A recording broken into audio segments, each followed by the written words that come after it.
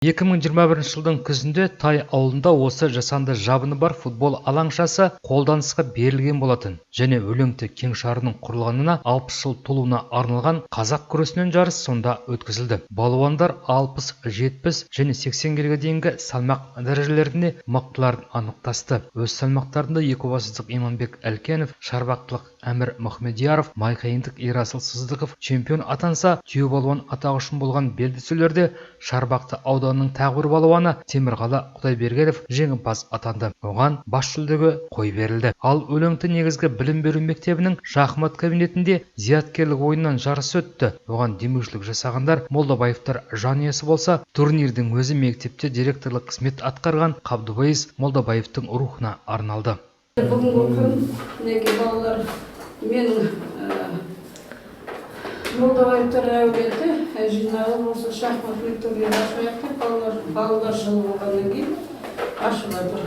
Сол енді турнирлерің сәтті өтсін, Алла тек жақсылық болсын, кабинеттерің үлгере берсін, өздеріне денсаулық берсін, жақсылық бола берсін. Шахматтан ұлдар арасында Ильяс Бекболат, Асанәлі Қабдыбайыс, Әділбек Бекболат, қыздар арасында Аружан Бакирова, Сара Карбаева жүлдегерлер қатарынан көрінді. Волейболдан өткен ойындарға да бірнеше командалар қатысты. Тартысты да қызықты ойындардың нәтижесі бойынша 3-ші орынға Қаражар ауылының командасы табан тіресе, 2-ші орын алаң иелері, яғни Тай ауылының өлімті командасына бұйырды. Ал 1-ші орында Ақкөл командасы қанжығалады. Бұл күні сонымен бірге ат спорты ойындары да ұйымдастырылды. Алғашқы болып көкпаршылар жарыс алаңына шықты. Алғанда осы жерде командалық көкпар жүйесі өтуде. Бұл ойынға 5 команда келіп қатысты. Айта кетсек, біздің Екібастұз ауданы, Екібастұз қаласы бойынша 4 ауылдық округінен және осы жергілікті алаң иелері өлеңті құрама командасы және Ақкөл ауылынан келген және Жайылма ауылынан келген құрама командалар бар және көршілес Ерейментау ауданынан, Ақмола облысы Ерейментау ауданынан Қойтас елінен келген Ақтиет атты құрама команда өнер көрсетуде. Бүгінгі күні финалға өткен командалар ол Екібастұз қаласының Ақкөлден келген Сайфуллах командасы және Ерейментаудан келген Ақтиет командасы. Және олар бірінші орынды сарапқа салады. Үшінші орынды сарапқа салатын өзара ол Төртейлік Арлан командасы және осы жергілікті өлеңті құрама командасы. 3-ші орынға таласқан 4 мен өлеңті командалар болса, алаң иелері тартысты өткен ойында 2-0 есебімен жеңіске жетіп, өз ауылдарының 60 жылдық мерейтойына тамаша сый жасады. Бұл команда құралғанына 2 ай ғана болған.